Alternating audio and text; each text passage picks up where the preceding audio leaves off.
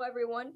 I am Monica Gude, a 10th grader at Fort Mill High School in Fort Mill, South Carolina. Today, I will be discussing computational modeling of bispecific T cell engager targeting B7H3 for immunotherapy in medulloblastoma.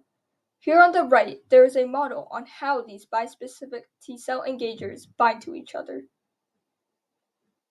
So, before we discuss what medulloblastoma is, let's explore how it affects humans and why it's important to cure. See, 75% of diagnoses happen in young children under the age of 10, making it deadly to our future generation. It also shows how medulloblastoma needs a cure that is safe for younger children, since their minds are still maturing compared to adult brains. Since many children are getting diagnosed, but not as many gain good quality of life with this disease, that needs to change. Now, medulloblastoma is a pediatric brain cancer that originates in the cerebellum, which controls movement and balance. Because of this, major symptoms would be persistent nausea, headaches, vomiting, and impaired gait. Medulloblastoma has different types, which are WNT, SHH, Group 3, and Group 4, with the most aggressive being Group 3. As seen here in Figure 1, the tumor is located in the cerebellum and it is either type 3 or type 4. So, this cancer actually does have treatments, which include surgery, chemotherapy, or radiation, but they are not the best. Chemotherapy harms all dividing cells, not just the specific tumor, and radiation causes brain impairment. These solutions are not beneficial to children, which are the main group targeted by medulloblastoma. To solve this, we turned to potential treatments like immunotherapy, specifically the bispecific T cell engager, or BiTE for short, therapy. BiTE works by guiding cancer cells to T cells and providing a link between them, so that T cells are only targeting the tumor. To make this work, we discovered that B7H3, also known as CD276, is an overexpressed protein which helps in immune evasion.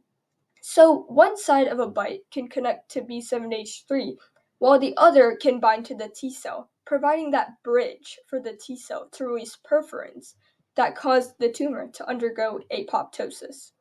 If you see in Figure 3, an antibody is made up of FABs, and those are made up of SCFBs.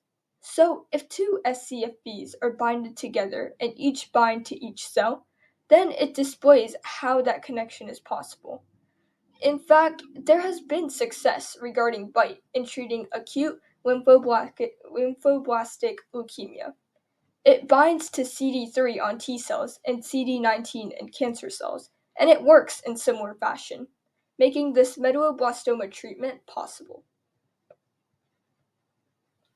Our objective is to investigate BiTE and see if it's a viable option for treating medulloblastoma by using molecular docking simulations. These computer simulations will display how BiTE will bind to B7H3 and the TCR complex, and it will provide data on how strong these binds are. Now, I hypothesize that BiTE can effectively bind to both the B7H3 receptor on medulloblastoma cells and the TCR complex on T cells by experimenting with various SCFBs to create this bond. When running the docking simulations, different SCFBs will be tested to see which configuration binds in the correct location and have enough strength. So, our methods consist of first using the protein data bank and UniProt to receive the protein sequences for B7H3 and TCR. These are used to create 2D and 3D models in Prodder and AlphaFold. Here in image 1 is an example of how B7H3 looks when modeled in AlphaFold. Next, the binding site predictions are made with P2Rank and ScanNet to see where the best binding location is, based on where interactions are most likely to occur. Image 2 shows the probability of the B7H3 binding site using P2Rank. Then, the docking actually occurs in HDOC, so that there is a visual representation of how different SCFVs bind to both proteins based on where high affinity binding interactions are.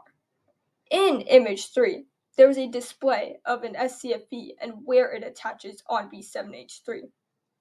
Then, the molecular dynamics simulations were run with GROMACS software to predict how these proteins move and interact in the body. Image 4 shows the science behind the simulation, since it simulates the proteins in water molecules, since our body is composed of 70% of water. Finally, Prodigy was used to determine the binding strength between SCFVs and proteins, and PWIP found the number and types of interactions the SCFVs had. Image 5 has the binding energy equation, which is how the binding strength is computed in Prodigy. For the protein modeling, the results from Prodder and AlphaFold are showed in 2D and 3D form, respectively. As seen in Figure 4, the 2D structure shows how majority of the B7H3 protein is located outside of the tumor, making it a good binding site for the bite. If we look on the right, the 3D model of the entire TCR structure is displayed with the alpha, beta, delta, gamma, epsilon, and zeta subunits. For this study, we focus on the alpha and beta subunits when docking TCR in simulations. Next to the TCR is the preferred binding areas of B7H3 and TCR. These SCFVs tested would need to bind to these regions on each protein for it to be a good fit for the treatment. In the molecular docking simulations, we tested 10 SCFVs for each protein and docked them using HDock to see their binding location and a visual example of how they bind. We also tested the binding strength of each SCFV to each protein, as seen in Figure 7, and we discovered the number of bonds and interactions for each SCFV in Figure 8. After analyzing all of these compounds, we concluded that 9B6T for the TCR and 9U4W for the B7H3 had the best results. 9B6T binds in the ideal area. It has a larger binding energy than the other SCFVs tested, and it has more interactions compared to the others. 9U4W also binds in the best location, but it doesn't have the best binding strength. Fortunately, this is made up for by having a lot more hydrogen bonds and other interactions than the other tested SCFVs. The molecular dynamics simulations using GROMACS software provided data for the root mean square deviation, the root mean square fluctuation, radius of gyration, and hydrogen bonds. As seen in both figures 9 and 10, both proteins showed considerable amount of movement, which shows how B7H3 and TCR would move in the human body. Here are the actual MD videos created with the successful SCFVs. The SCFVs in both molecules are seen interacting with the proteins and bonding together.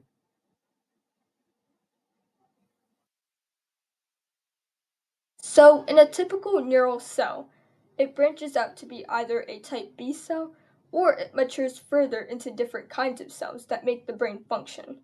However, when the cells malfunction and divide at a much faster rate than they can properly mature, then they are at high chance of forming a tumor, which is a lump of cells that form cancer. This is the case for medulloblastoma as well, and it forms the impairments and losses shown in the diagram. To sum it up, the study shows the potential the B7H3 and TCR bond has for bite, since it can form a safe treatment without being too invasive. The specific SCFVs that showed positive results were 9B6T binding to the TCR and 9E4W for B7H3 due to their number of interactions, proper binding locations, and binding strength. This was discovered using protein modeling, molecular docking, and interaction analysis. So, potential treatment is possible. However, it needs wet lab treatment testing to confirm it as effective as the computer simulations promise. Using this research, B7H3 has proven to be a great biomarker for bite treatment since it's overexpressed.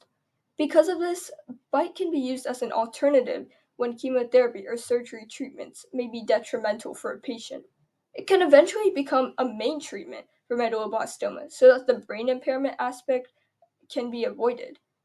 Bite can also be a solution for other cancer types by using the same structure of finding a biomarker and then discovering two SCFBs that could make up the bite for another cancer. However, bite needs to be tested with wet lab trials since this is computer simulated research. And doing wet lab trials can confirm if bite is safe and efficient. Also, the molecular docking simulations don't account for changes in the human body, meaning that it only tests the proteins in a stable environment, which may not represent the internal environment for a cancer patient. For the coming future, we can work on in vitro validation using isothermal calorimetry to further confirm the interactions between BITE, B7H3, and TCR. Afterwards, wet lab testing can begin on animal models to make sure it is safe before using it on humans. Once BITE gets lab tested on animals and humans and it's an official treatment, then its half-life can be increased using pegylation so that it circulates longer in the body to kill tumors. And here are my references. Thank you so much for listening.